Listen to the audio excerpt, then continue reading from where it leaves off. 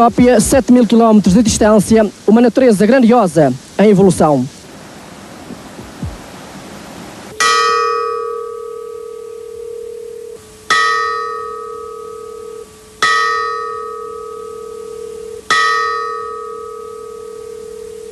Entre 1500 e 1630, os portugueses chegaram aqui em circunstâncias aventurosas e por cá se mantiveram em condições não menos excepcionais. Primeiro como embaixadores, depois como soldados, finalmente como missionários. Francisco Álvares descreve a verdadeira Etiópia. Cristóvão da Gama salva a sua independência. Manuel de Almeida faz o seu primeiro mapa. Da sua ação seria de esperar que hoje nada mais restasse. This bridge was built by Portugal by 16th century.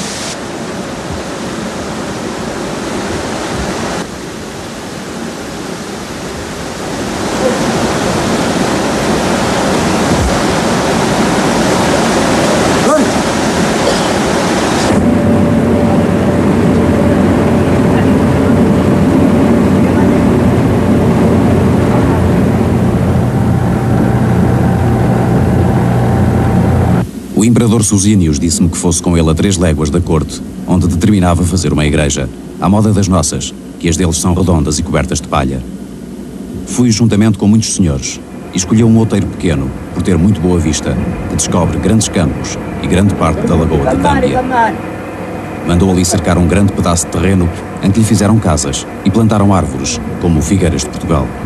It was here that Emperor Susinios had his capital. This one is a cathedral built by the Portuguese.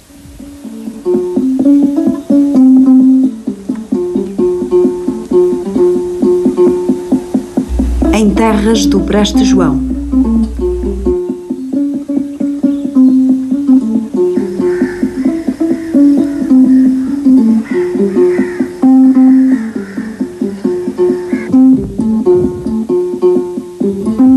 Os filhos de Portugal vieram do lado do mar. Eram homens intrépidos e cheios de coragem, sedentos de batalha como lobos, famintos de glória como leões. Some days ago, one of you asked me about the story of the Portuguese in Ethiopia in the 17th century. The first contacts of the Portuguese with Ethiopia was in 1487, when Pedro de Covilhão came to Ethiopia to know about the kingdom of Priester John. Princípios do século XVI. Aljubarrota foi o ponto de viragem na política portuguesa. A capacidade militar evidenciada pelo Condestável faz confirmar a independência e estabilizar as fronteiras.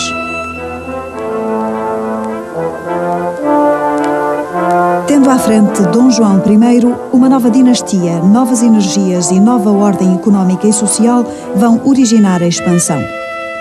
Dom Henrique rodeia-se de sábios e navegadores. Marrocos é a primeira etapa antes do Atlântico se transformar em mar português.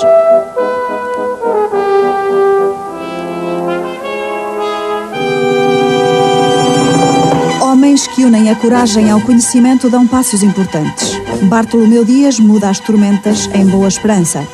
O infante tem 2 objetivos: o comercial, domínio da rota das especiarias, aliança com o Preste João para combater o islamismo. O Preste é sonho e mito de toda a Idade Média. Tido por rei sacerdote cristão de vastos domínios, é localizado primeiro na Ásia e, finalmente, na Etiópia.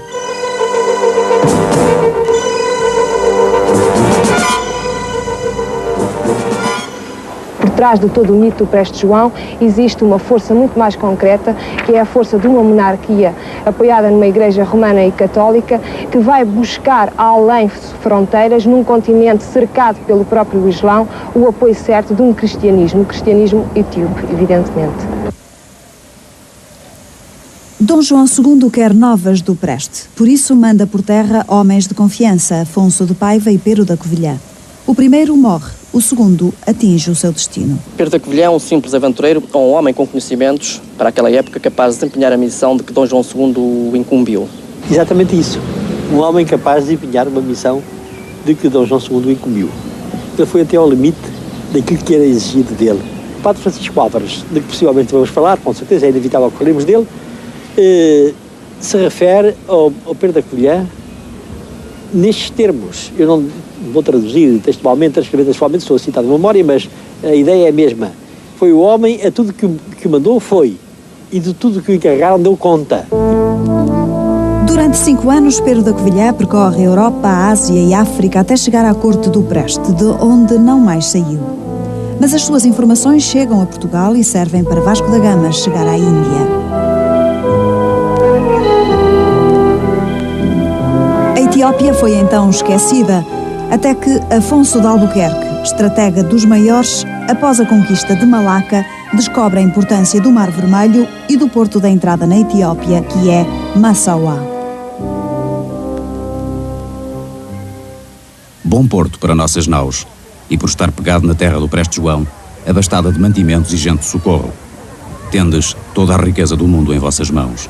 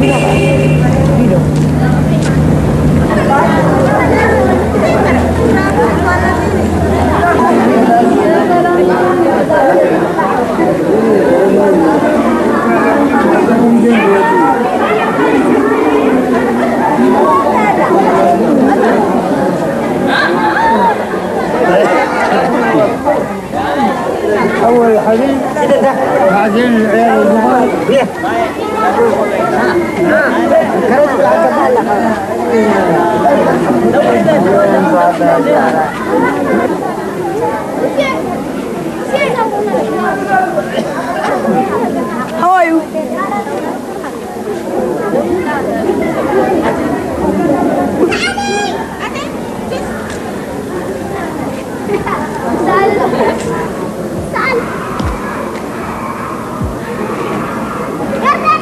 Massawa é um dos polos do calor, 40 graus centígrados. Os portugueses sentiram seus efeitos no século XVI e viram e cobiçaram esta ansiada. Afonso de Albuquerque considerava mesmo Massawa como um dos pontos fundamentais da sua estratégia. Conquistada Massawa, ocupada Massawa pelos portugueses e com o apoio na retaguarda do Preste João, seria possível drenar o comércio árabe do Mar Vermelho em direção a Portugal pelo Cabo da Boa Esperança e ao mesmo tempo cortar as portas de Meca. Os desejos de aliança têm nessa época ressonância na Imperatriz Helena da Etiópia, que mostra estar bem informada do poder marítimo português quando escreve a Dom Manuel. As coisas que tendes feito na Índia são milagrosas. Se quiser desarmar 1000 naus, nós as abasteceremos de mantimentos. Seremos grandes em terra e vós no mar. O projeto perde-se. Os sucessores de Albuquerque não têm o seu talento. Uma primeira embaixada, enviada por Dom Manuel, termina ingloriamente no Mar Vermelho. Em 1521, improvisa-se outra, tendo à frente D. Rodrigo Lima. Os portugueses desembarcam em Massawa e internam-se nas montanhas etíopes, naquilo que se pode considerar como a primeira grande exploração do interior africano. Depois de muitas peripécias, a comitiva acaba por encontrar o Preste.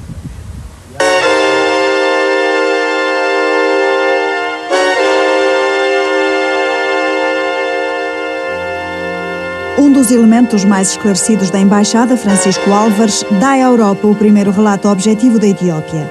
É a verdadeira informação das terras do Preste. É realmente um homem exemplar, porque despide de qualquer superioridade, possível superioridade que se arrogasse, ao contrário do Francisco do Dom Rodrigo Lima. Ele lidava com todo. Aprendeu a língua, por exemplo, não é? Aprendeu a língua e falava essa língua, ajudava-os a escrever na sua língua e a traduzir depois para português e para latim, os textos que eles dispunham.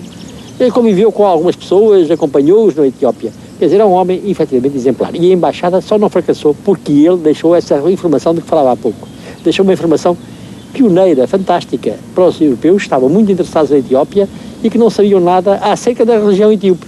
3 or 4 years after the embassy of the Portuguese left the country, In Harar, in the region of the Red Sea, the power of a new man who was, you know him very well, as Gran, he started to make raids in the Christian kingdom of Ethiopia. And Lemne Dengel, he had to fly from one place to another. And at that time he recognized that perhaps the help of the Portuguese would be very good in this occasion. Os árabes estão atentos à aproximação portuguesa. Invadem e saqueiam a Etiópia durante uma década.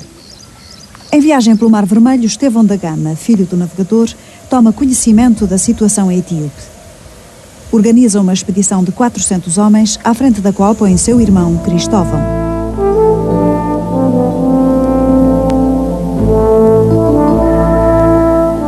O pequeno exército sobe montanhas em condições de verdadeira epopeia e encontra um país destroçado. As primeiras 3 batalhas são favoráveis aos portugueses, possuidores de armas e técnicas de guerra desconhecidas naquelas paragens.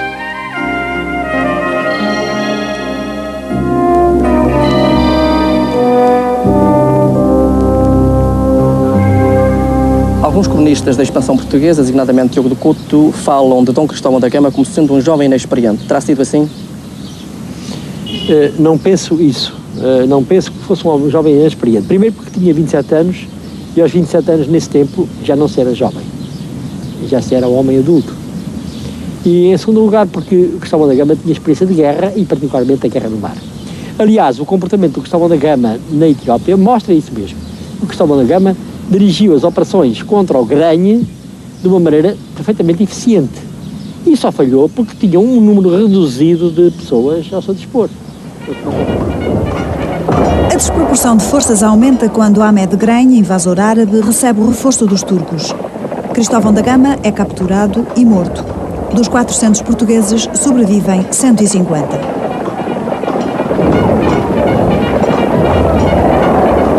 Esta intervenção militar que salvou a independência etíope é hoje ignorada pela maioria da população, embora apreciada por intelectuais, como é o caso do historiador Mered Argay. Presence of the Portuguese, their sacrifice of their lives for Ethiopian independence, for Ethiopian freedom, has always been appreciated. And from the point of view of Ethiopians who have heard of these stories, Portugal has never been just a friend. It was a friend which came to the assistance of Ethiopia in the times, in difficult times. Refeito no seu moral, o exército etíope, integrando os portugueses sobreviventes, iria vencer definitivamente o invasor junto ao lago Tana. A expedição de Cristóvão da Gama foi decisiva. Reconquistou para a Etiópia parte do território e mostrou, sobretudo, que os árabes não eram invencíveis. O imperador reconheceu a importância da ajuda. Recompensou os portugueses com terras e honras. Quase todos casaram com mulheres etíopes e para sempre ficaram neste país, misturando o seu sangue e transportando para a África a cultura e a técnica europeias. This is the end of the first part, which is the political intervention, and it gave way to the second part, which was since the Portuguese or the Christian kingdom of Europe as in general had helped the Christian kingdom of Ethiopia to remain and to defeat the Muslims,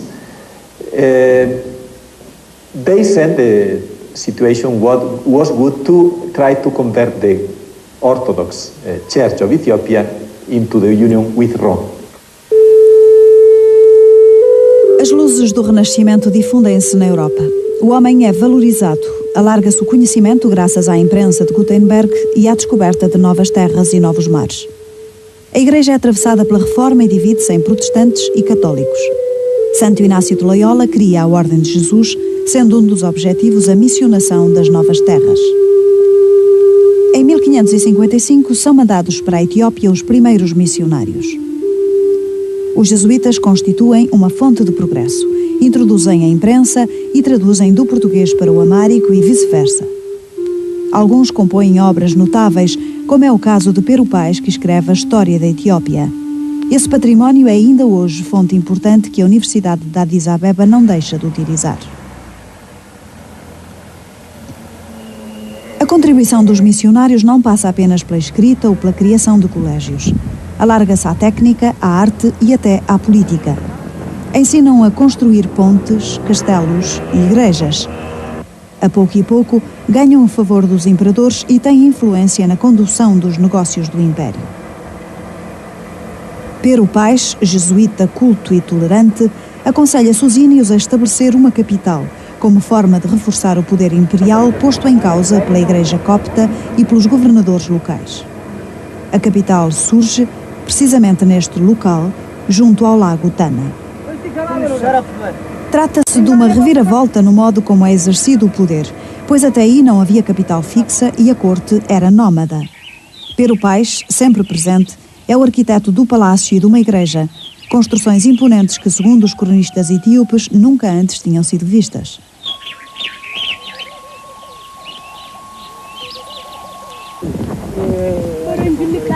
Os jesuítas dão também passos importantes na exploração do Império, no reconhecimento geográfico e na decifração de enigmas, como era o caso do Nilo. Saber onde nascia o rio e explicar as suas cheias que fertilizavam o Egito era sonho antigo. Sábios da Grécia e de Roma não tinham conseguido desvendá-lo. Os portugueses vão tentar. O grande problema da Etiópia era a falta de comunicações. Esta ponte foi obra de pedreiros portugueses idos da Índia. Foi construída pouco depois do Padre Lobo ter percorrido estes caminhos. Tal como outros jesuítas, aquele padre foi um grande viajante. Num dos seus livros, afirma ter andado 7.000 léguas, o que corresponde a 40.000 quilómetros. Não só ele, mas também o padre António Fernandes tentaram igualmente encontrar um caminho de saída da Etiópia através de Melinde, na costa do Índico.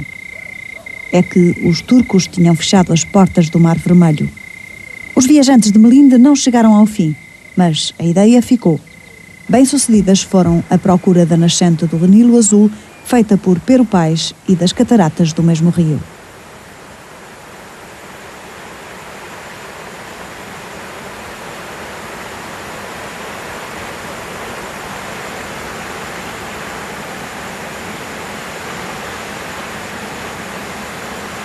Ensaiando as grandes explorações africanas do século passado, o padre Jerónimo Lobo foi o primeiro europeu a chegar às quedas do Nilo Azul, as famosas quedas do misterioso Rio Nilo. Agora não tão famosas quanto isso, não tão grandiosas, uma vez que estamos no final da época das secas. Foi assim o primeiro europeu, apesar das contestações que lhe foram movidas por ingleses e franceses 2 séculos passados. Aliás, este encontro primeiro com as famosas cataratas do Nilo são descritas em páginas escritas pelo próprio padre. Uma deliciosa vista que tanta água junta faz. Representa 1000 cores, como as do arco celeste. Os jesuítas convenceram-se que tinham descoberto a nascente do Nilo. Mas não, era apenas o seu principal afluente, o Nilo Azul, ou Abai. A revelação causou dúvidas na Europa, onde desde há muito as fontes do rio eram localizadas mais a sul. Porém, a tese dos missionários portugueses permaneceu até ao século passado. De qualquer modo, tinha sido dado um grande passo no reconhecimento da África. Este mapa, rigoroso e cheio de informação, foi elaborado pelo padre Manuel Almeida e constituiu a base de todas as representações cartográficas sobre a Etiópia até ao século XIX. Os portugueses antecipavam em 200 anos as explorações de Serpa Pinto e Livingstone.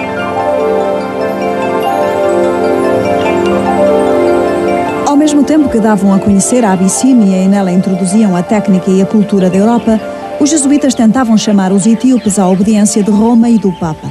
Tarefa impossível. Velha de 1000 anos, com um clero todo-poderoso, a Igreja etíope tinha os seus próprios ritos e o seu poder estava ligado ao poder do imperador. Se Pero Paes foi bem sucedido ao converter o imperador Susínios, o mesmo não sucedeu com outros missionários. A intolerância de ambas as partes veio ao de cima e transformou-se em guerra religiosa. Ganhou quem estava implantado no terreno. Mudar ideias e crenças à força, também na Etiópia do século XVI, não se revelou método eficaz. Había un espíritu de conquista. La Iglesia Católica consideraba a los otros cristianos como herejes y la única posición era la de hacerlos volver a la religión católica. Em 1634, os jesuítas eram expulsos pelo imperador Facilidas. Fechava-se a comunicação entre duas culturas. A identidade dos dois povos mostrava-se superior a razões de geoestratégia.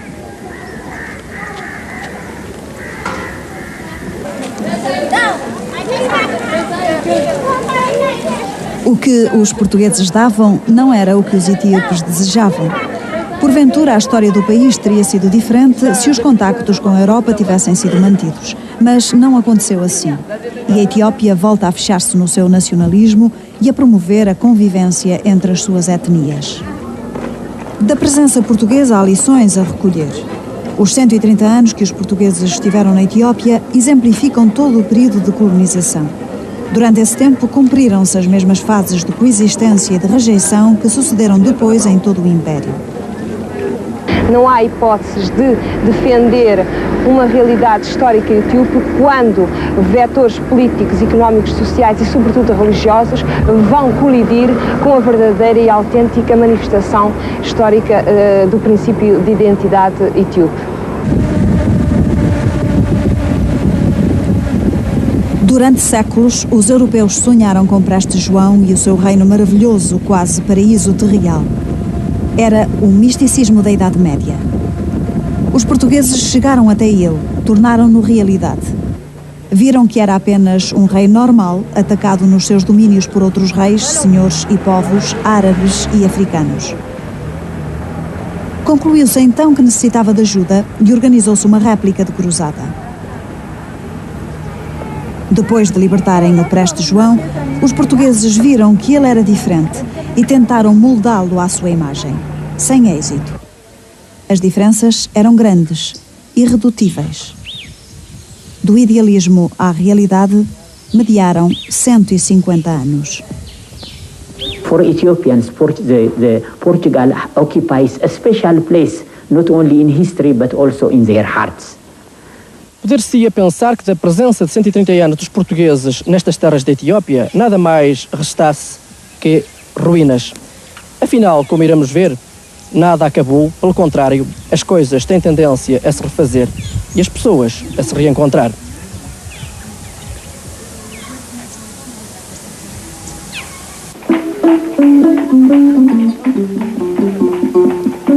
Gondar é nome de cidade da Etiópia. É também a designação de 3 aldeias de Entre Douro e Minho. Até que ponto não terão sido minhotos transplantados para estas paragens a batizarem a cidade recém-criada com o nome da sua terra natal, é a hipótese que não deve ser posta de parte. O que se sabe é que Gondar foi fundada na altura em que os portugueses exerciam a sua maior influência. Hoje, Gondar é cidade adormecida depois do Fausto Imperial. Mas há coisas que falam de Portugal. O Sr. Giovanni, o único europeu que aqui permanece, sabe disso. Sì, a vedere il castello di Gondar, yeah. Buono monumento. Buono. No programma per la televisione portoghese. Portoghese? Sì. Sì, l'ho fatto in portoghese questo? Sì. Poi dopo li hanno ammazzati tutti qua. No portoghese? Não têm nenhum lugar cercado, nem castelos, nem pontes de pedra. Não têm nenhuma casa de sobrado, nem ruas arruadas. Esta é a descrição do cronista de 500, Gaspar Correia. Os portugueses vão modificar este quadro. Gondar é o exemplo mais significativo.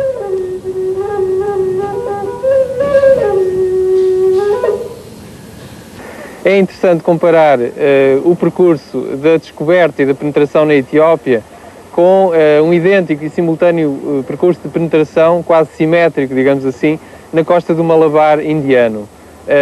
No Malabar descobrem os portugueses uma cristandade síria de tradição muito antiga. Na Etiópia descobrem a Igreja Copta, que é um ramo ortodoxo que se desenvolveu nesse território desde o século III, IV depois de Cristo, e há, digamos assim, um reencontro muito curioso e que deve certamente ter provocado imensas ligações, imensas interações culturais nessa época. O mesmo imperador responsável pela expulsão dos jesuítas Facilidas vai aproveitar a técnica dos portugueses para construir os seus palácios e reforçar o seu poder. His palace was built in 1632 and they archive the same period and also the swimming pool. His son, Emperor Sadiku Yohannes, built this one which is built in 1667. And then his grandson, Emperor Adam Sagariyasu, built another castle. There are 7 castles altogether in this compound. O castelo de Facilidas é o mais interessante e dos mais bem conservados, 350 anos após a sua construção. Outros 6 castelos, porém, não são muito diferentes quanto ao tipo de construção, suas técnicas e materiais. A influência portuguesa mantinha-se na corte e não se resumia à arquitetura.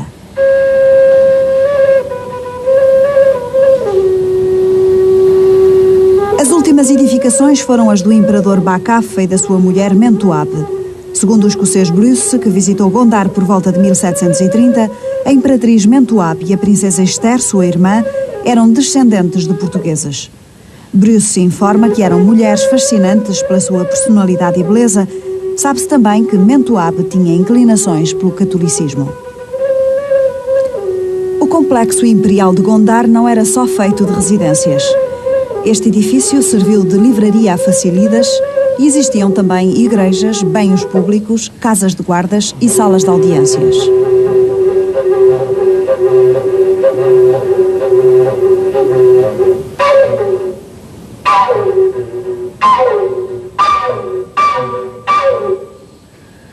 Situados na colina, os castelos de Gondar foram também uma aposta estratégica bem-sucedida do seu fundador, Facilidas. No seu interior vivia também o Abuna, ou patriarca da Igreja Nacional. Era a ligação da Igreja e do Estado após a expulsão dos jesuítas. Os castelos de Gondar têm algo de português, da cultura portuguesa? Eu penso que sim, terão bastante. Na fase de investigação que se assiste atualmente, eu penso que há a ideia de uma série de analogias arquitetónicas, nomeadamente as torres, o tipo de torre das construções militares, com o tipo de arcos em tijolo, com aquelas varandas de madeira, com inclusivamente o tipo de ameias, que cria analogias imediatas com a nossa tradição tardo-medieval. Tardiamente, embora, houve um verdadeiro transporte de modelos de construção da Idade Média, tal como acontece em relação a outras paragens do globo onde os portugueses estiveram e construíram. Em relação a Gondar, seria urgente fazer uma leitura arqueológica e um estudo arquitetónico aprofundado para saber, com rigor histórico e utilidade cultural, a dimensão da presença portuguesa. Um trabalho a fazer pelos técnicos e arquitetos portugueses, se tiverem condições para isso.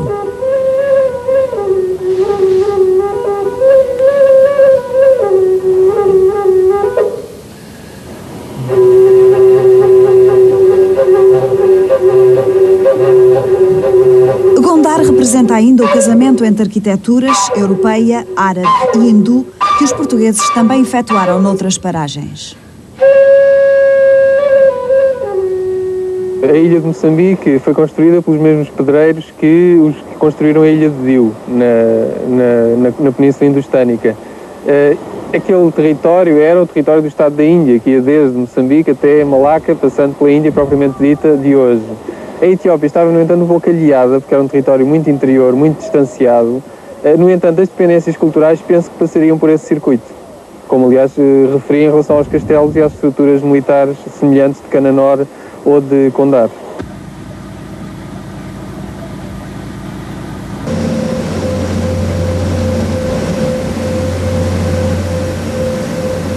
Esta lagoa tem à volta passante de 100 léguas. Parece mar, porque a terra se não vê da outra banda.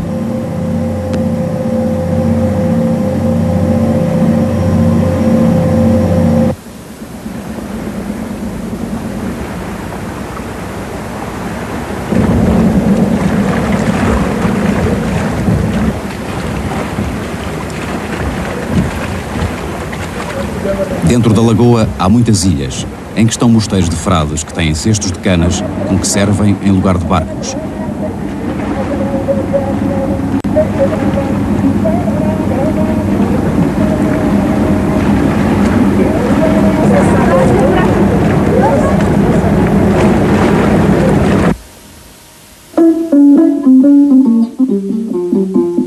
Também na ilha de Narga, a arquitetura religiosa e civil denota a influência portuguesa. O estilo amiado, os arcos em tijolo, são disso exemplo. Construir em pedra e tijolo era desconhecido na Etiópia até 1500. Os portugueses, militares e jesuítas introduzem esses materiais.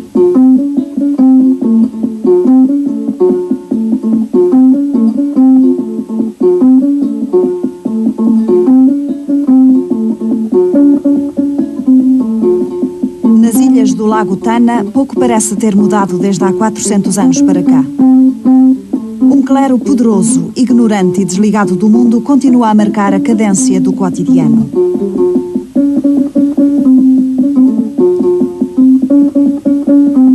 A alimentação é feita à base de peixe pescado no lago. A Igreja Etíope, com os seus longos jejuns e abstinências, não estimula o consumo da carne nem a criação de animais. A malária existe por aqui e os padres pediram-nos comprimidos que conheceriam de alguma visita de turistas. A vida gira à volta de igrejas e mosteiros. Algumas das mais artísticas cruzes ou dos manuscritos mais valiosos encontram-se aqui.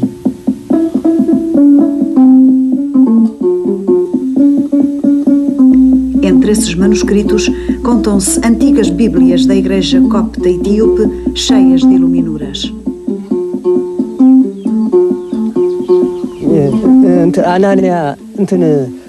አናንያና ዛሬያ ሰዓት የገቡት ናቸው።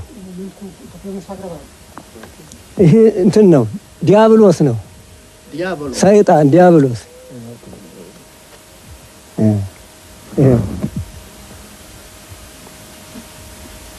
ክርስቶስ ይሄ ሚካኤል ይሄ ሲኦል ናት። ነፍሳት ተሳት የገቡት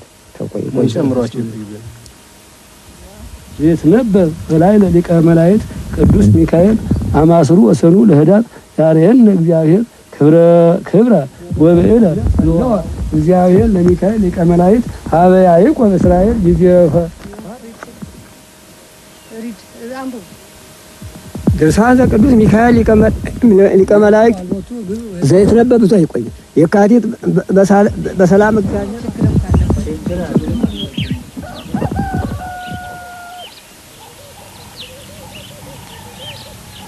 Antes de nos despedirmos, um dos padres não quis deixar de enviar uma mensagem para Portugal, país onde ele sabia existirem muitos cristãos. በጣም እናንተም እንዳትረሱን እኛም እንዳንረሳ እግዚአብሔር በሰላም እንዲያገናኘን እናንተ ጋር እንዳትረሱ አታስረሱን ያሉትን ቃል ኪዳኑ ስሉስ ቅዱስ ሥላሴ አጓሉብን ደሞ የሞቱትን ተጀብን ተዋብን ኢያሱ በካፋን ነፍሳቸውን ይማርልን ስንል አሁን ዘበሰማት እናደርጋለን እርዳታ እንዴት ሰነበታችሁ ብርሃን እንዲገባ እናንተ አይላል ሁሉም ተከፈተ ሁሉም ይፈቅዱ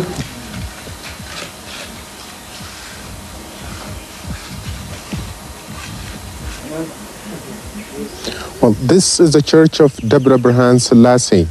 Debre meaning mountain, Birhan, light, and Selassie Trinity. It's a church of the Trinity on the mountain of light. This is one of the most interesting churches in Ethiopia because it is full of paintings, wall and roof paintings. Ninguém entra nas igrejas com sapatos. Não tem imagens. Em nenhum lugar tem Cristo crucificado. Dizem eles que não são dignos de ver o vulto de Cristo posto na cruz. Se entrar descalço na igreja é a tradição que se mantém, o mesmo não se passa em relação às imagens de Cristo. Segundo alguns observadores, isso deve-se também à influência dos portugueses, designadamente dos jesuítas. A arte de frescos e murais atinge em Gondar e, particularmente nesta igreja, o seu ponto alto, cortando com os antigos modelos. É a influência europeia em contraste com os elementos bizantinos que dominavam anteriormente. O estilo gondarino, influenciado pelos portugueses, marca uma época na cultura etíope.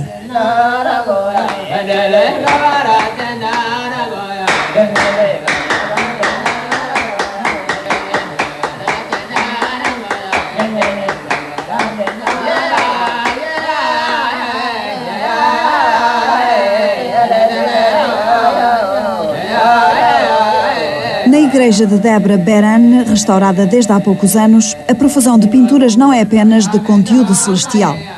A par de Cristo e da Virgem, há pinturas de reis, como o Takla Amenhotep, sem esquecer o anjo mais venerado da igreja etíope, São Miguel.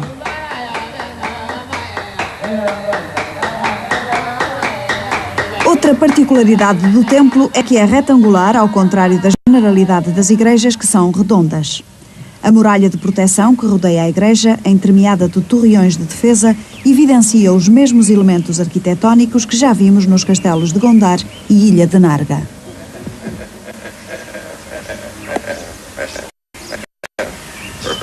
Sendo uma das principais referências da cultura e do turismo etíopes, os castelos e igrejas precisam de um amplo trabalho de recuperação, de conservação.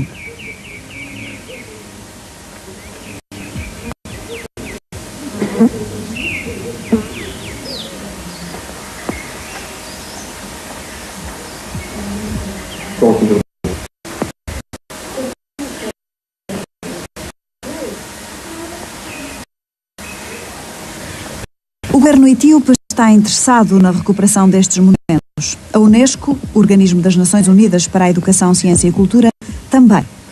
Como memória nossa que é, e das mais fortes, talvez que o contributo português viesse mesmo a calhar.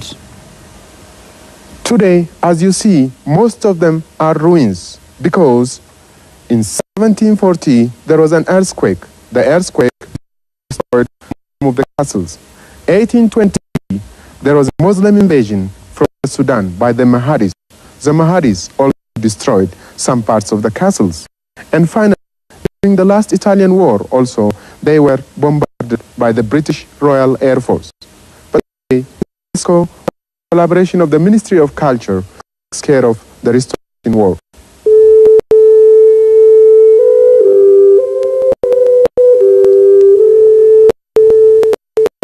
Tendo por pano de fundo o som do mazinco, instrumento tradicional que os etíopes nunca cansam de tocar e de ouvir, as ruínas de Gondar mostram a capacidade dos construtores portugueses e são uma das marcas da diáspora, estranhamente localizada no interior montanhoso da África.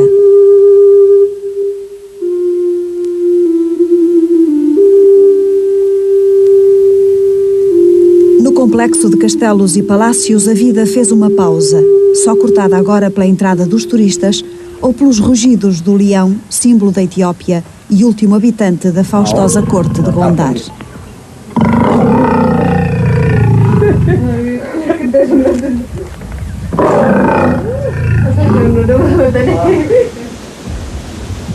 Estamos em Dabra Libanos, no coração da Etiópia.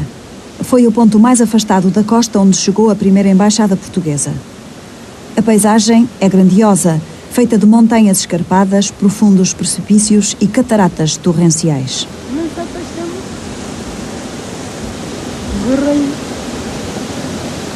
Foi aqui que os portugueses ergueram a sua primeira obra durável. É uma ponte de 3 arcos que ainda hoje resiste e tem utilidade. Ao unir duas das mais importantes províncias, a ponte serviu para unificar etíopes e centralizar o poder. É muito provável, como pista de investigação, que ao ponto de ser uma corte de tradição nómada, que era a corte etíope dessa época, do final do século XV, haja uma consolidação, uma fixação sedentária, digamos, dessas comunidades, dessa sociedade etíope, apoiada na sabedoria dos construtores portugueses que para lá foram. A fixação da capital em Gondar, em 1630, e a construção de edifícios públicos de modelo europeu fazem parte da estratégia de centralização do poder na Etiópia. Tratou-se de uma estratégia a que não foram alheios os portugueses. Até essa altura, a corte era nómada e o imperador tinha dificuldade em controlar os governadores de província. Depois de uma primeira tentativa para fixar a capital em Górgora, a que estiveram ligados os jesuítas, Facilidas escolhe finalmente Gondar, mais bem situada e mais saudável. Durante 200 anos, Gondar será a capital do Império. Se a ideia de fixar uma capital foi bem sucedida num primeiro tempo e contribuiu para a unificação do país, o mesmo deixou de acontecer a partir do século XVIII. É que o poder do imperador derivava da sua presença em todo o território. Acantonada em Gondar, num país com péssimas comunicações, a autoridade imperial desvanecia-se. A Etiópia ainda não estava preparada para ter uma capital, o que só sucedeu há 100 anos, quando Menelik fundou Addis Abeba. Deixamos gondar com a sensação de que nada se perdeu, que não foi apenas o idealismo que trouxe os portugueses à Etiópia. Efetivamente há sangue português a correr em veias e tipos, há castelos que lembram Guimarães e a Vila da Feira, há pontes que simbolizam a sequência de relações entre os povos e há muros que não devem tapar a nossa visão sobre uma Etiópia dos nossos dias. Situada estrategicamente no chamado Corno da África, a Etiópia é 14 vezes maior que Portugal e tem uma população 4 vezes superior. Addis Abeba é uma das maiores cidades africanas, cuja taxa de crescimento ultrapassa a de muitos aglomerados urbanos da Europa e da América.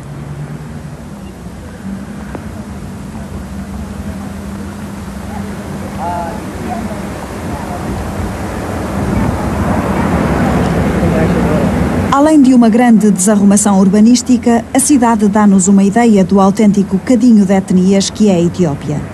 São 40 etnias e 80 dialetos. A língua oficial, o amárico, é uma das mais antigas do mundo e tem alfabeto próprio. –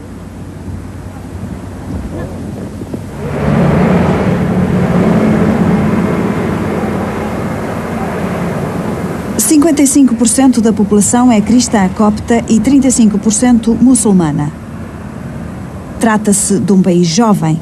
Praticamente metade dos etíopes têm menos de 15 anos.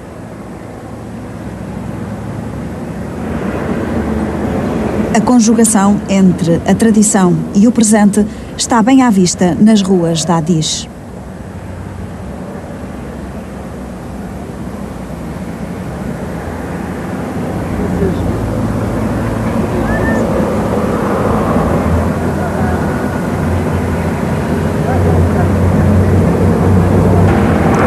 Anos atrás, o imperador Menelik reunificou o país e salvou do colonialismo, derrotando os italianos. Foi ele também o fundador de Addis, cuja localização no vale escolheu quando acampava no Monte Entoto.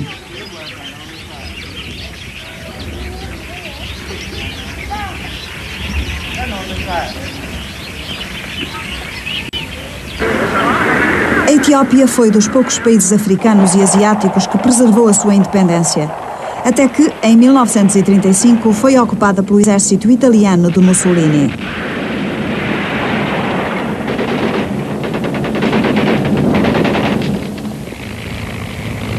O imperador de então, Haile Selassie, ainda pede ajuda da Sociedade das Nações, mas nessa altura as preocupações eram outras, pois se avizinhava a Segunda Guerra Mundial. A guerrilha etíope e o exército inglês acabam por desocupar o país e o leão, símbolo etíope, pode voltar a rugir.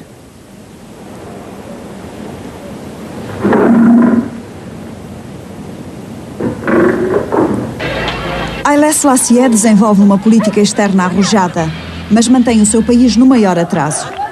A situação deteriora-se e em 1974, após vigorosas manifestações estudantis, o imperador é destituído pelos militares que abolem a monarquia, a mais antiga do mundo. Toda a responsabilidade política e administrativa foi assumida pelo DERG, Comitê de Coordenação das Forças Armadas. As lutas internas dominaram os primeiros anos daquele organismo e levaram à execução de 2 dos seus líderes, acusados de desviar o sentido da revolução. Os bancos e as principais indústrias de capital estrangeiro foram nacionalizados e operou-se uma reforma agrária radical. Hoje, passados 12 anos, embora não haja ainda Constituição e o país continua a ser dirigido pelos militares do DERG, a opção dos dirigentes é bem clara e vem no sentido de privilegiar as relações com os países de leste e de transformar a Etiópia num país marxista-leninista.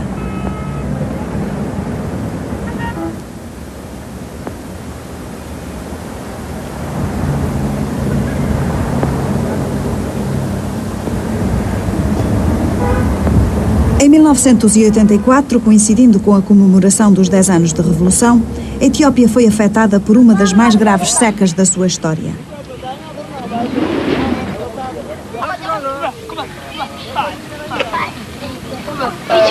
Mais de 500 mil de pessoas, sobretudo crianças, morreram de fome. A ajuda alimentar, embora prejudicada por comunicações deficientes e pelas guerrilhas separatistas da Eritreia e do Tigre, acabou por estabilizar a situação.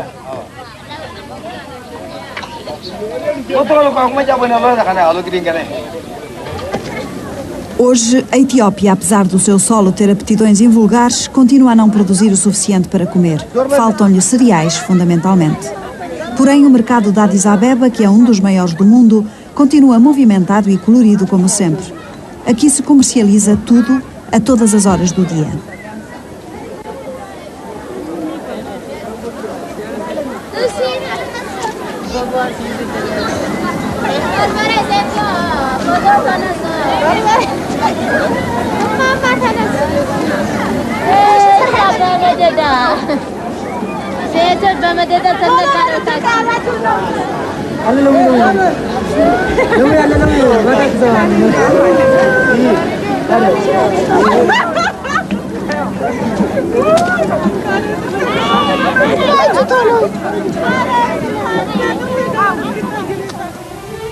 As relações entre Portugal e a Etiópia voltaram a revitalizar-se no final da década de 50, quando Haile Selassie visitou o nosso país e foi inclusivamente nomeado general do exército português. Mas foi uma curta aproximação.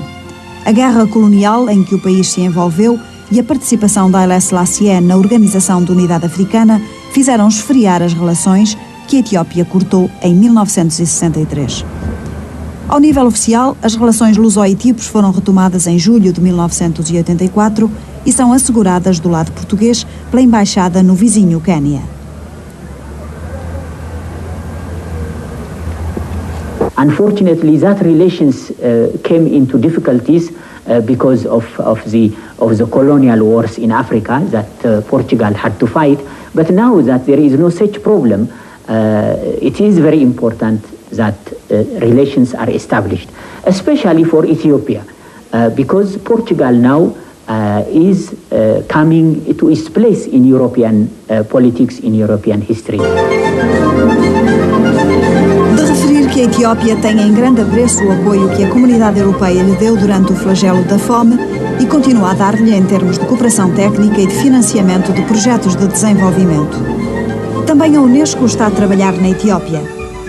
Enquanto membro dos dois organismos, Portugal vai encontrar-se mais vezes com o seu antigo aliado. The establishment of much closer relations between these two countries is very important because I believe that they are tied not only by historical events which happened many years ago, but this intermarriage, this mixing of people has created a special conditions.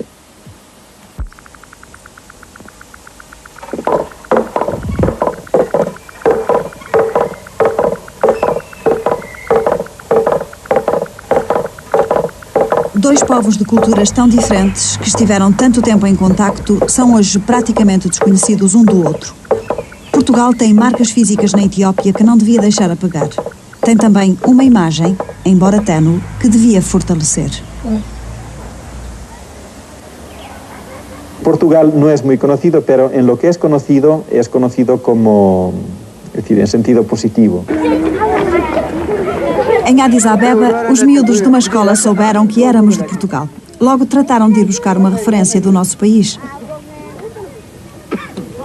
Tratava-se, nem mais nem menos, de um cromo de um dos jogadores da seleção nacional. Alguns conheciam, para outros foi o primeiro contacto com um país da Europa a 7.000 quilómetros de distância. Um exemplo pequeno, mas significativo, do enorme campo de aproximação entre os povos.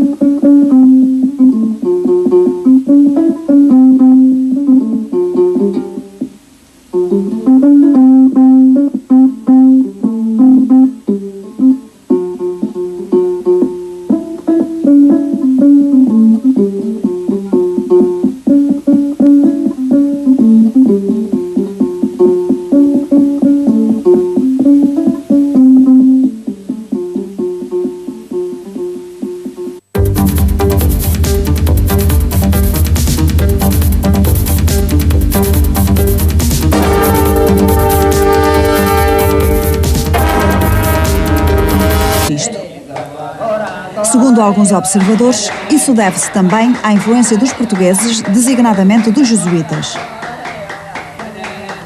A arte de frescos e murais atinge em Gondar e, particularmente nesta igreja, o seu ponto alto, cortando com os antigos modelos. É a influência europeia em contraste com os elementos bizantinos que dominavam anteriormente. O estilo gondarino, influenciado pelos portugueses, marca uma época na cultura etíope.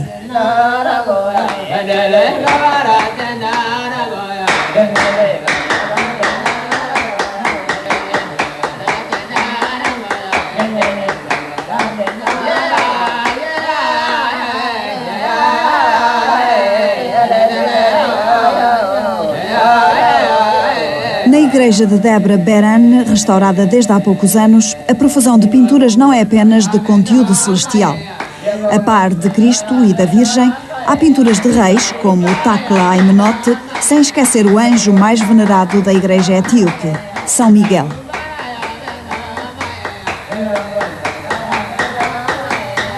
Outra particularidade do templo é que é retangular, ao contrário da generalidade das igrejas, que são redondas. A muralha de proteção que rodeia a igreja, entremeada de torreões de defesa, evidencia os mesmos elementos arquitetónicos que já vimos nos castelos de Gondar e Ilha de Narga.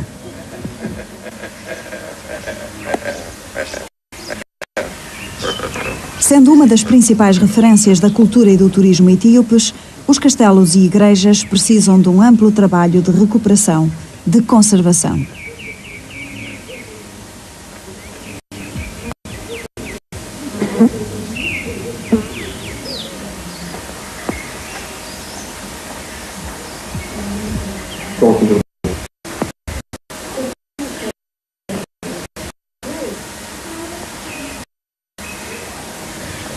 O governo etíope está interessado na recuperação destes monumentos. A Unesco, Organismo das Nações Unidas para a Educação, Ciência e Cultura, também. Como memória nossa que é, e das mais fortes, talvez que o contributo português viesse mesmo a calhar. Today, as you see, most of them are ruins because in 1740 there was an earthquake. The earthquake destroyed some of the castles.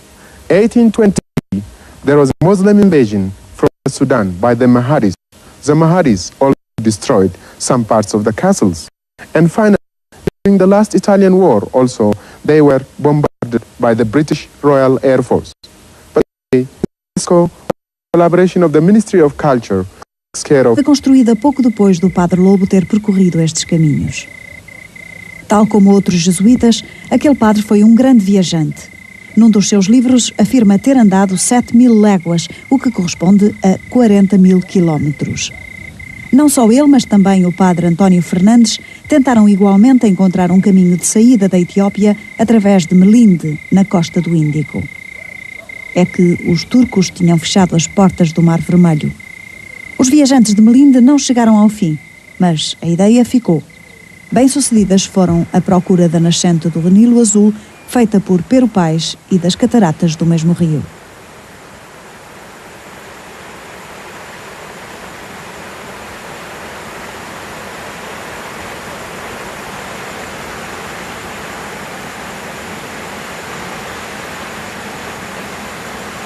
Ensaiando as grandes explorações africanas do século passado, o padre Jerónimo Lobo foi o primeiro europeu a chegar às quedas do Nilo Azul, as famosas quedas do misterioso Rio Nilo.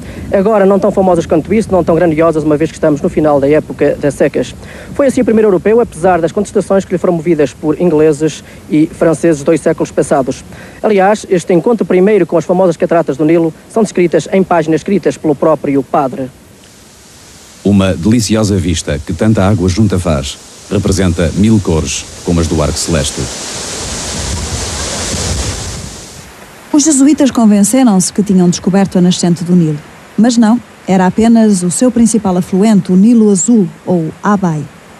A revelação causou dúvidas na Europa, onde desde há muito as fontes do rio eram localizadas mais a sul.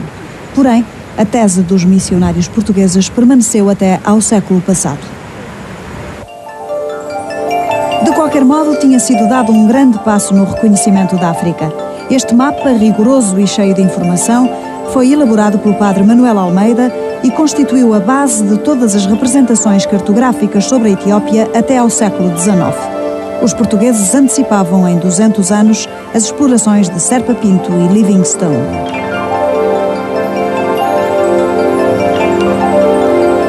Ao mesmo tempo que davam a conhecer a Abissínia e nela introduziam a técnica e a cultura da Europa, os jesuítas tentavam chamar os etíopes à obediência de Roma e do Papa. Tarefa impossível. Velha de 1000 anos, com um clero todo-poderoso, a Igreja etíope tinha os seus próprios ritos e o seu poder estava ligado ao poder do imperador. Se Pero Paes foi bem sucedido ao converter o imperador Susínios, o mesmo não sucedeu com outros missionários. A intolerância de ambas as partes veio ao de cima e transformou-se em guerra religiosa. Ganhou quem estava implantado no terreno. Mudar ideias e crenças à força, também na Etiópia do século XVI, não se revelou método eficaz. Esta intervenção militar que salvou a independência etíope é hoje ignorada pela maioria da população, embora apreciada por intelectuais, como é o caso do historiador Mered Argay. Presence of the Portuguese, their sacrifice of their lives for Ethiopian independence, for Ethiopian freedom, has always been appreciated. And from the point of view of Ethiopians who have heard of these stories, Portugal has never been just a friend. It was a friend which came to the assistance of Ethiopia in the times, in difficult times. Refeito no seu moral, o exército etíope, integrando os portugueses sobreviventes, iria vencer definitivamente o invasor junto ao lago Tana. A expedição de Cristóvão da Gama foi decisiva. Reconquistou para a Etiópia parte do território e mostrou, sobretudo, que os árabes não eram invencíveis. O imperador reconheceu a importância da ajuda.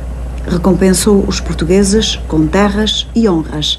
Quase todos casaram com mulheres etíopes e para sempre ficaram neste país, misturando o seu sangue e transportando para a África a cultura e a técnica europeias.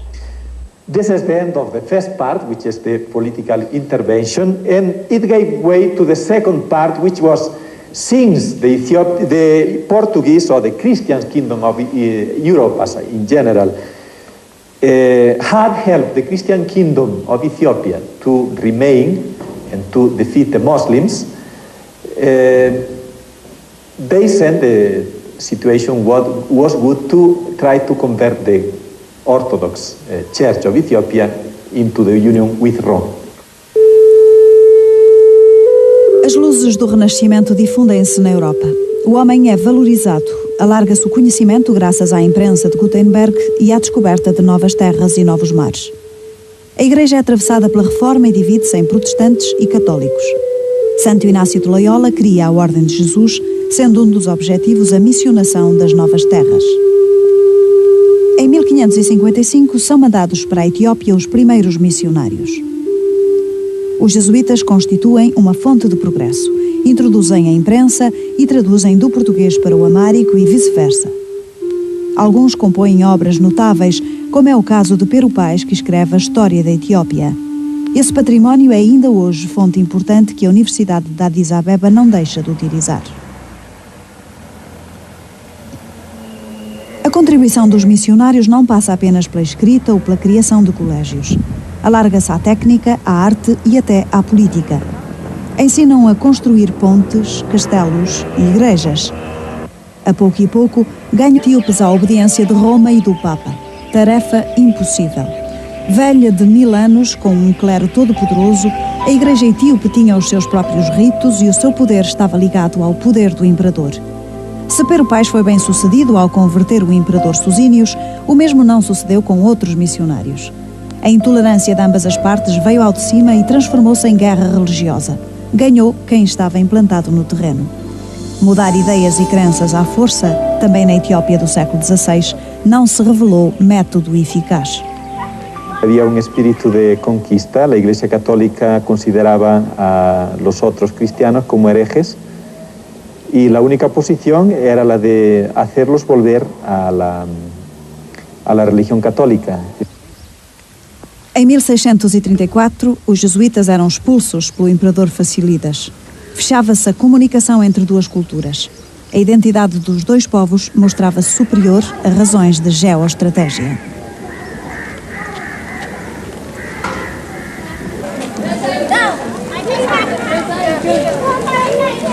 O que os portugueses davam não era o que os etíopes desejavam.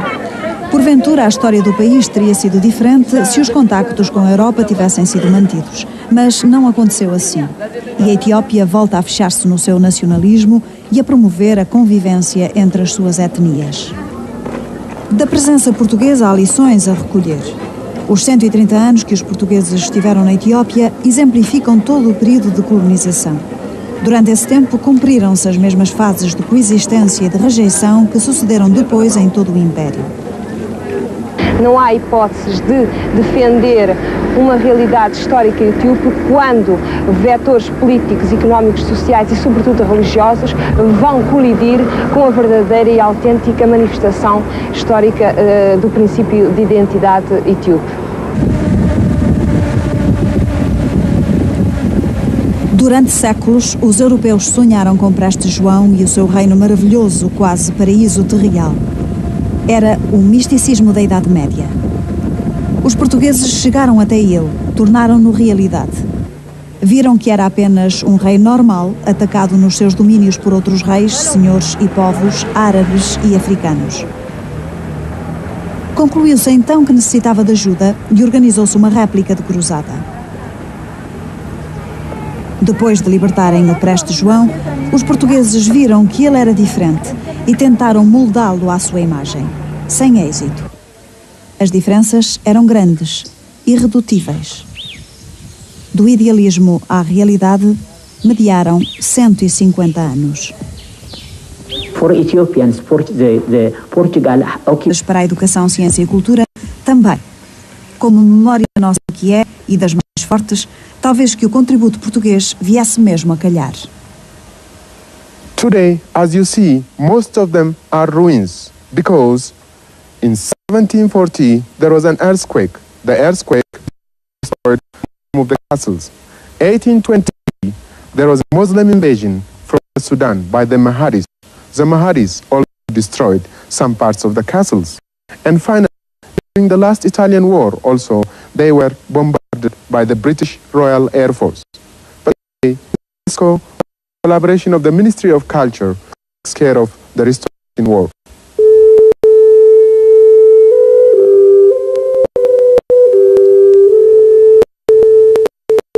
Tendo por pano de fundo o som do mazinco, instrumento tradicional que os etíopes nunca cansam de tocar e de ouvir, as ruínas de Gondar mostram a capacidade dos construtores portugueses e são uma das marcas da diáspora, estranhamente localizada no interior montanhoso da África.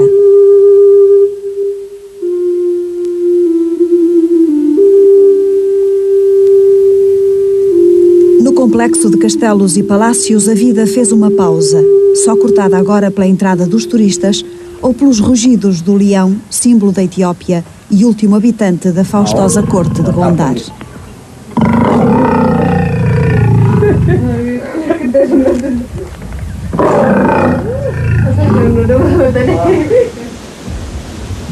Estamos em Dabra Libanos, no coração da Etiópia. Foi o ponto mais afastado da costa onde chegou a primeira embaixada portuguesa.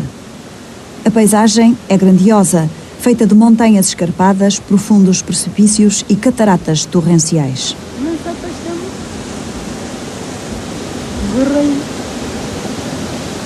Foi aqui que os portugueses ergueram a sua primeira obra durável. É uma ponte de 3 arcos que ainda hoje resiste e tem utilidade. Ao unir duas das mais importantes províncias, a ponte serviu para unificar etíopes e centralizar o poder. É muito provável, como pista de investigação, que ao ponto São uma corte de tradição nómada, que era a corte etíope dessa época, do final do século XV, haja uma consolidação, uma fixação sedentária, digamos, dessas comunidades, dessa sociedade etíope, apoiada na sabedoria dos construtores portugueses que para lá foram. A fixação da capital em Gondar, em 1630, e a construção de edifícios públicos de modelo europeu fazem parte da estratégia de centralização do poder na Etiópia. Tratou-se de uma estratégia a que não foram alheios os portugueses. Até essa altura, a corte era nómada e o imperador tinha dificuldade em controlar os governadores de província. Depois da aproximação portuguesa, invadem e saqueiam a Etiópia durante uma década. Em viagem pelo Mar Vermelho, Estevão da Gama, filho do navegador, toma conhecimento da situação etíope. Organiza uma expedição de 400 homens, à frente da qual põe seu irmão Cristóvão.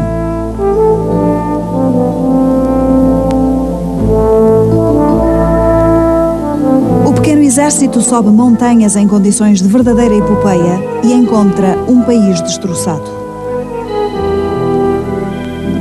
As primeiras 3 batalhas são favoráveis aos portugueses, possuidores de armas e técnicas de guerra desconhecidas naquelas paragens.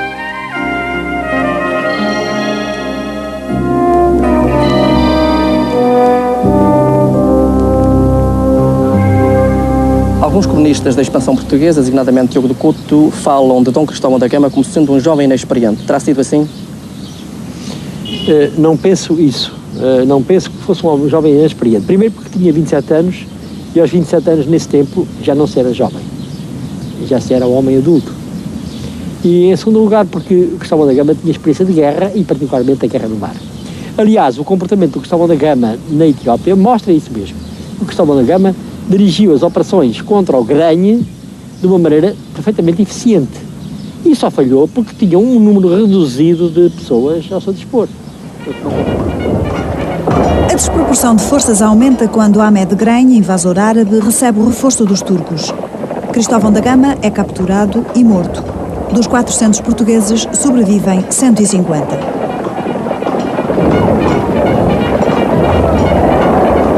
Esta intervenção militar que salvou a independência etíope é hoje ignorada pela maioria da população, embora apreciada por intelectuais, como é o caso do historiador Mered Argay. Presence of the Portuguese, their sacrifice of their lives for Ethiopian independence, for Ethiopian freedom, has always been appreciated. And from the point of view of Ethiopians who have heard of these stories, Portugal has never been just a friend. It was a friend which came to the assistance of Ethiopia in the times, in difficult times. Refeito no seu moral, o exército etíope, integrando os portugueses sobreviventes, iria vencer definitivamente o invasor junto ao lago Tana. A expedição de Cristóvão da Gama foi decisiva. Reconquistou para a Etiópia parte do território e mostrou, sobretudo, que os árabes não eram invencíveis. O imperador reconheceu a importância da ajuda. Recompensou os portugueses com terras e honras. Quase todos casaram com mulheres etíopes e para sempre ficaram neste país, misturando o seu sangue e transportando para a África a cultura. Pede ajuda da Sociedade das Nações, mas nessa altura as preocupações eram outras, pois se avizinhava a Segunda Guerra Mundial. A guerrilha etíope e o exército inglês acabam por desocupar o país e o leão, símbolo etíope, pode voltar a rugir.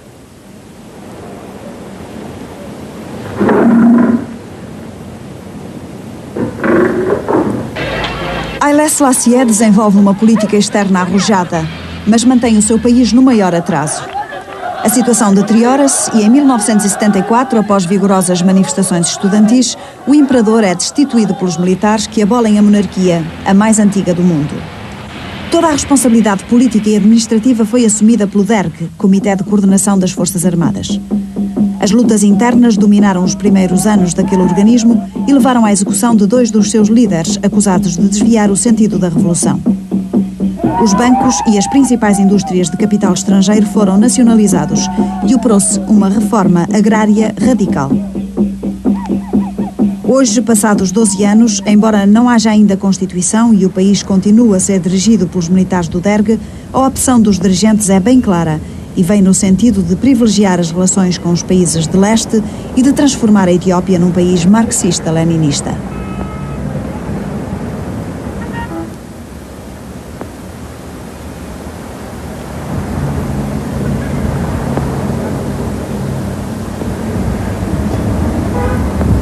Em 1984, coincidindo com a comemoração dos 10 anos de Revolução, a Etiópia foi afetada por uma das mais graves secas da sua história.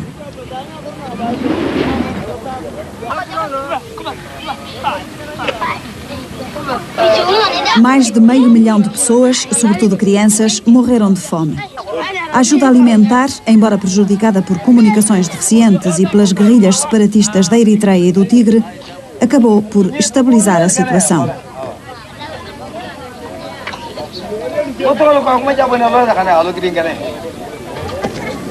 Hoje, a Etiópia, apesar do seu solo ter aptidões invulgares, continua a não produzir o suficiente para comer. Faltam-lhe cereais, fundamentalmente. Porém, o mercado de Addis Abeba, que é um dos maiores do mundo, continua movimentado e colorido como sempre. Aqui se comercializa tudo, a todas as horas do dia.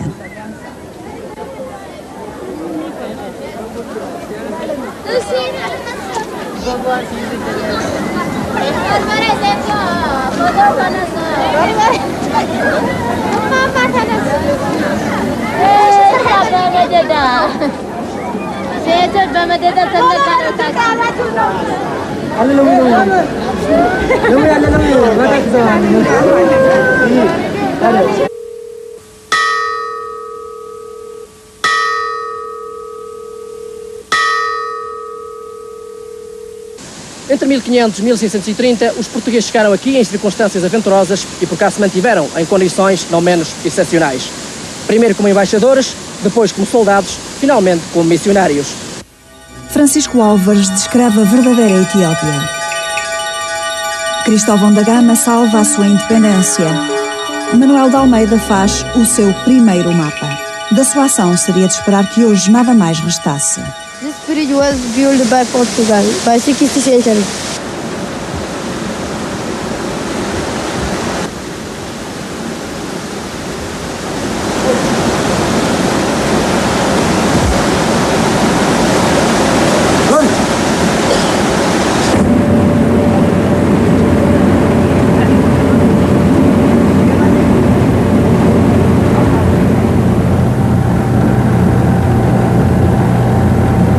O imperador Susínios disse-me que fosse com ele a 3 léguas da corte, onde determinava fazer uma igreja, à moda das nossas, que as deles são redondas e cobertas de palha.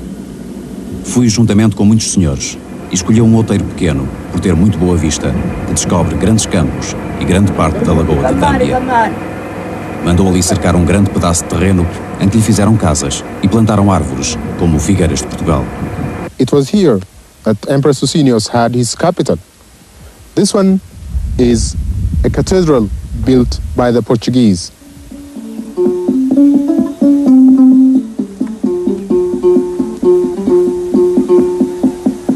Em terras do Preste João.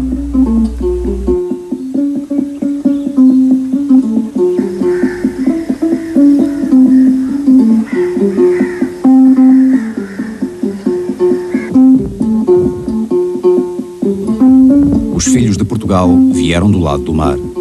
Eram homens intrépidos e cheios de coragem, sedentos de batalha como lobos, famintos de glória como leões. Some days ago, one of you asked me about the story of the Portuguese in Ethiopia in the 17th century. The first contacts of the Portuguese with Ethiopia was in 1487, when Pedro de Covilhão came to Ethiopia to know about the kingdom of Priester John. Princípios do século XVI. Aljubarrota foi o ponto de viragem na política portuguesa. A capacidade militar evidenciada pelo Condestável faz confra Portugal, país onde ele sabia existirem muitos cristãos. በጣም እናንተም እንዳትረሱን እኛም እንዳንረሳ እግዚአብሔር በሰላም እንዲያገናኘን እናንተ ጋር እንዳትረሱ አታስረሱን ያሉትን ቃል ኪዳኑ ስሉስ ቅዱስ ሥላሴ አጓሉብን ደሞ የሞቱትን ተጀብን ትዋብን ኢያሱ በካፋን ነፍሳቸውን ይማርልን ስንል አሁን ዘበሰማት እናረጋለን እርዳታ እንዴት ሰነበታችሁ ብርሃን እንዲገባ እናንተ አይላል ሁሉም ተከፈተ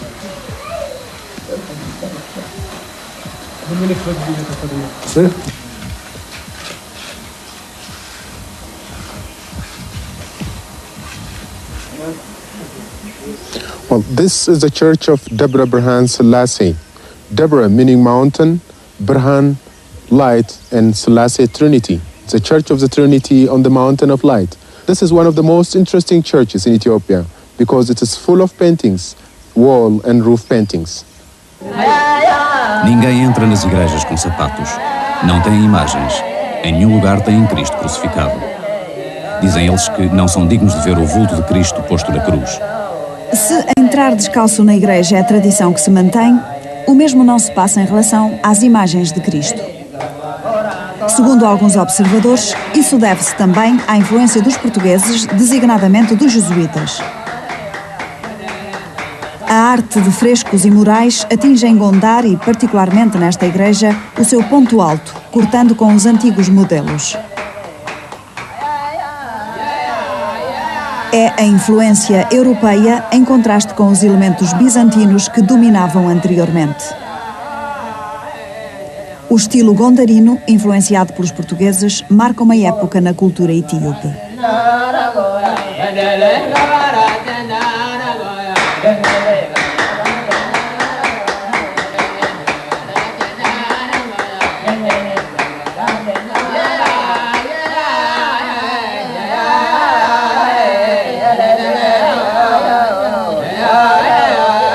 Na igreja de Debra Beran, restaurada desde há poucos anos, a profusão de pinturas não é apenas de conteúdo celestial. A par de Cristo e da Virgem, há pinturas de reis, como o Takla Amenhotep, sem esquecer o anjo mais venerado da igreja etíope, São Miguel.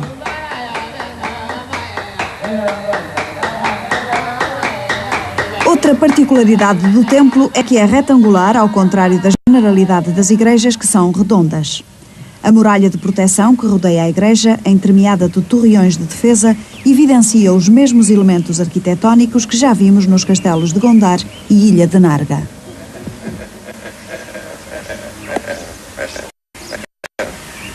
A rosa civil denota a influência portuguesa. O estilo amiado, os arcos em tijolo, são disso exemplo. Construir em pedra e tijolo era desconhecido na Etiópia até 1500. Os portugueses, militares e jesuítas introduzem esses materiais.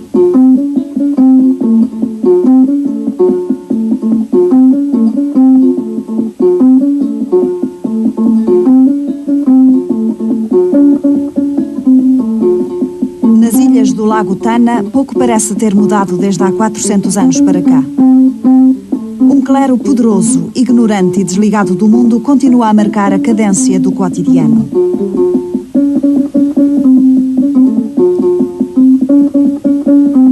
A alimentação é feita à base de peixe pescado no lago.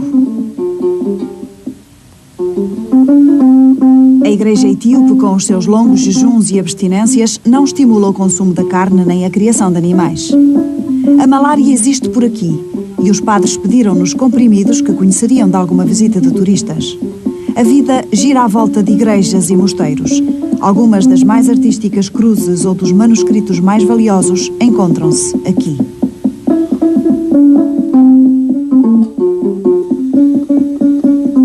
Entre esses manuscritos contam-se antigas bíblias da igreja copta etíope cheias de iluminuras.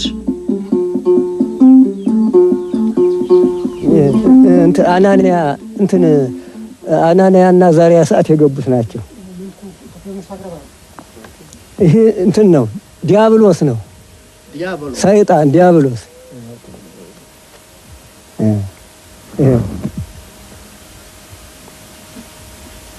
ክርስቶስ ይሄ ሚካኤል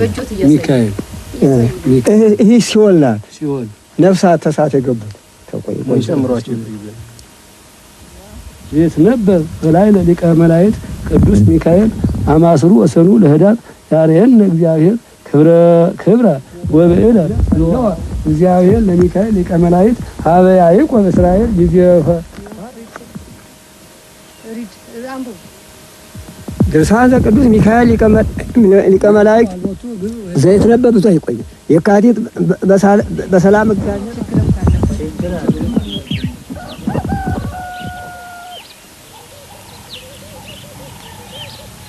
Antes de nos despedirmos, um dos padres não quis deixar de enviar uma mensagem para Portugal, país onde ele sabia existirem muitos cristãos.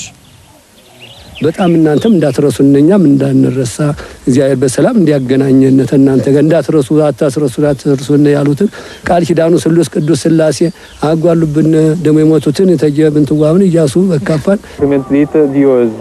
A Etiópia estava, no entanto, um pouco aliada, porque era um território muito interior, muito distanciado. No entanto, as dependências culturais penso que passariam por esse circuito.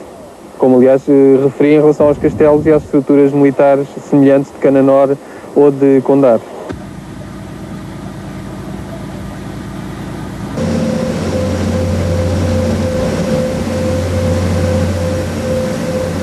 Esta lagoa tem à volta passante de 100 léguas. Parece mar, porque a terra se não vê da outra banda.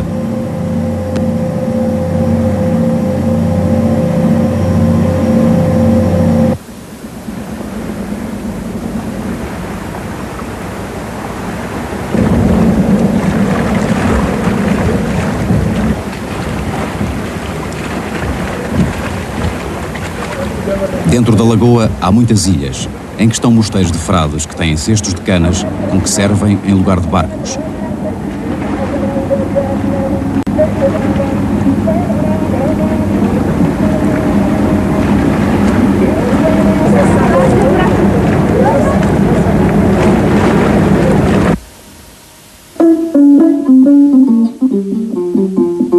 Também na Ilha de Narga, a arquitetura religiosa e civil denota a influência portuguesa. O estilo amiado, os arcos em tijolo, são disso exemplo. Construir em pedra e tijolo era desconhecido na Etiópia até 1500. Os portugueses, militares e jesuítas introduzem esses materiais.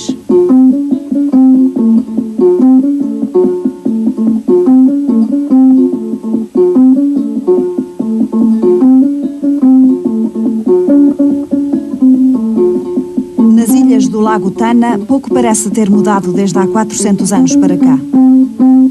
Um clero poderoso, ignorante e desligado do mundo continua a marcar a cadência do cotidiano.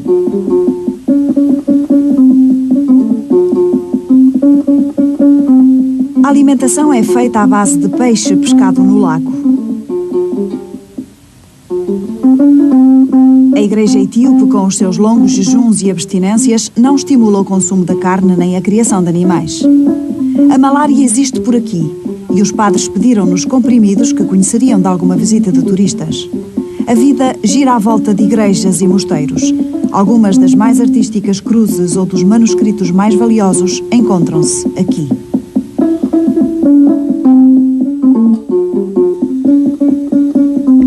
Entre esses manuscritos contam-se antigas bíblias da Igreja Copta Etíope cheias de iluminuras.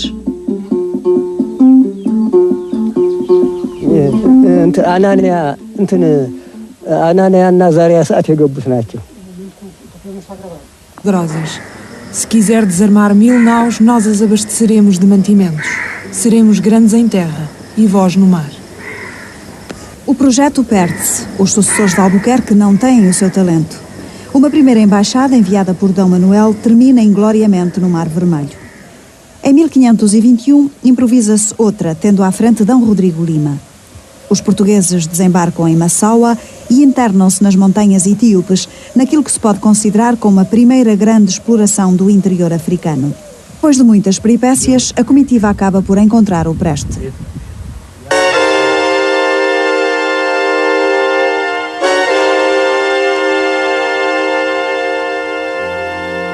Um dos elementos mais esclarecidos da Embaixada, Francisco Álvares, dá à Europa o primeiro relato objetivo da Etiópia.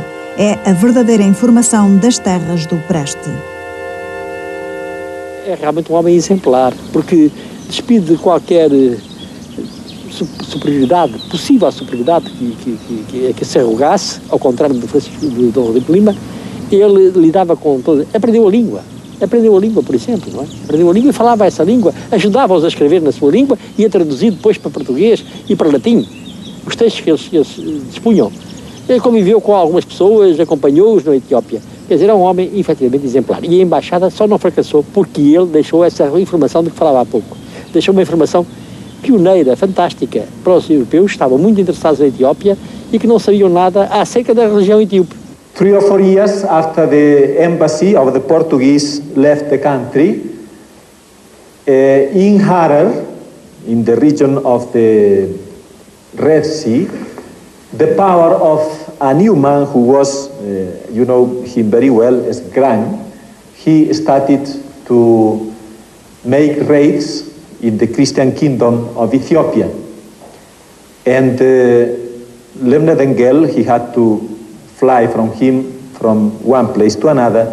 And at that time he recognized that perhaps the help of the Portuguese would be very good in this occasion.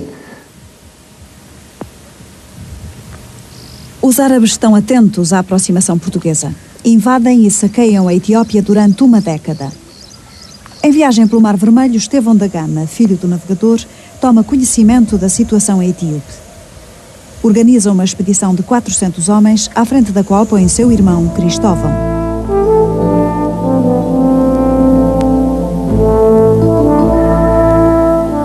O pequeno exército sobe montanhas em condições de verdadeira epopeia e encontra um país destroçado. As primeiras 3 batalhas são favoráveis aos portugueses, possuidores de armas e técnicas de guerra desconhecidas.